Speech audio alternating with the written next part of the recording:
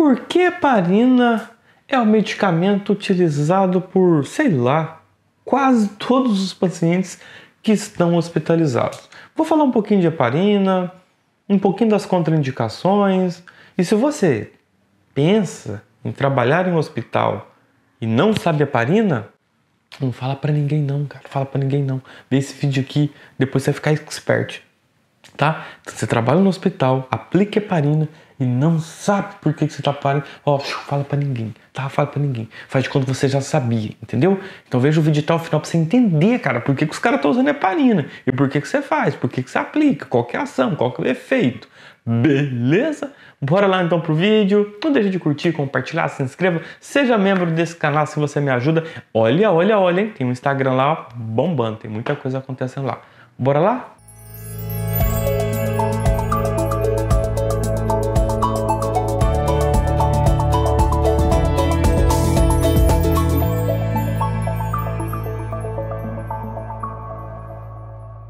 Seguinte, heparina. Primeiro passo, a galera tem uma dúvida que eu não sei da onde que as pessoas têm essa dúvida. Espero que não seja você. Heparina de baixo peso molecular e heparina não fracionada. Gente, o que é isso? Gente, vamos lá. Não tem nada aqui para... vou pegar esse controle. Imagina que isso aqui seja uma molécula de heparina, ok? E se eu quebrasse isso aqui em 3 pedaços? Seria esse controle fracionado, esse controle quebrado. Então existe uma heparina inteira, que é uma molécula grande, e existe uma heparina quebrada, que é uma heparina fracionada, que é chamada de heparina de baixo peso molecular. Heparina de baixo peso molecular. É uma heparina quebrada. Heparina não fracionada, não é heparina inteira? Então, a heparina líquida, que a gente geralmente faz via subcutânea, faz em via venosa, é a heparina não fracionada, é a heparina inteira. Aquela heparina que já vem pronta em uma seringa, que a gente só faz subcutâneo, é uma heparina fracionada ou de baixo peso molecular. Né? Não dá para desenhar mais que isso, né, meu amigo? Agora vamos embora. Você já entendeu que tem 2 tipos de heparina. Na verdade é a mesma coisa, só que ela é quebrada e claro que vai ter algumas açõezinhas diferentes, ok? Bom, por que você usa heparina no paciente? É simples, o cara tá deitado na cama, não tá? Quem tá internado tá em pé? Você já viu um paciente internado em pé porque não tem leito? Aí o hospital tá lotado, não tem leito, os pacientes tá tudo de pé aqui porque... Não, todo mundo que está internado está deitado em uma cama.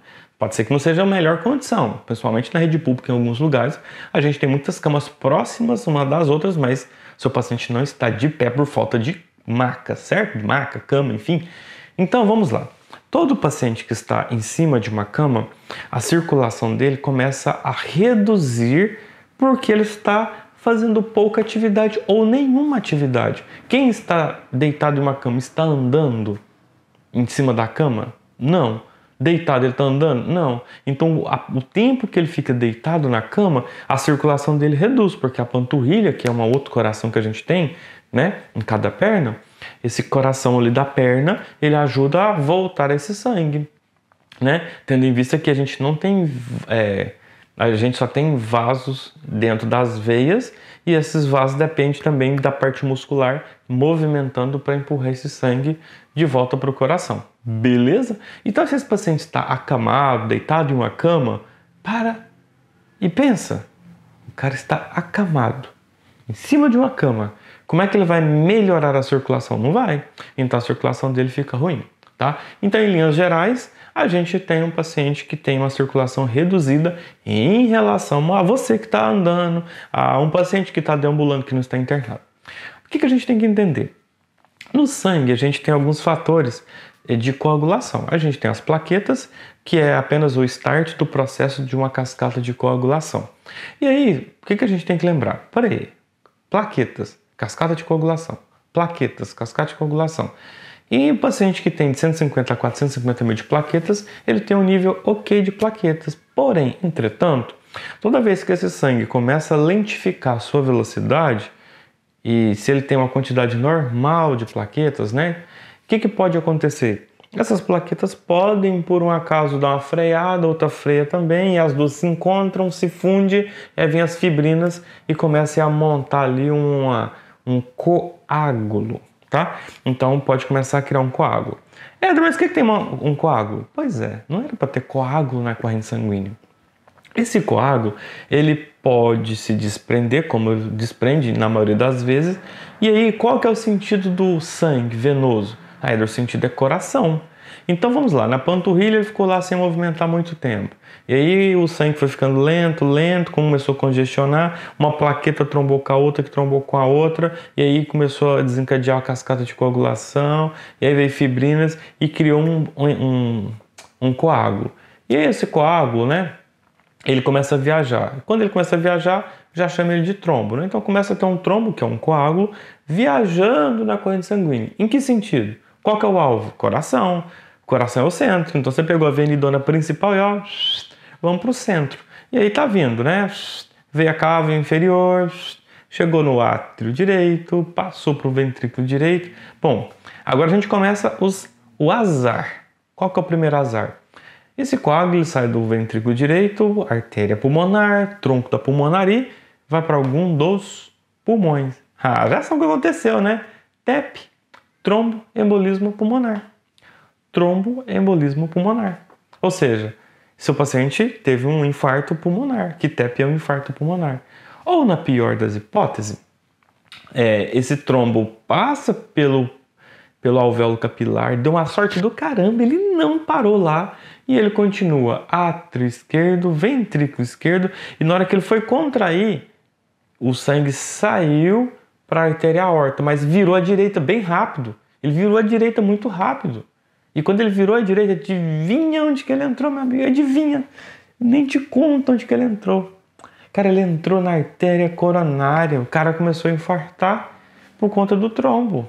Olha só que coágulo, né? FDP. Coágulo entrou na artéria coronária e o cara infartou.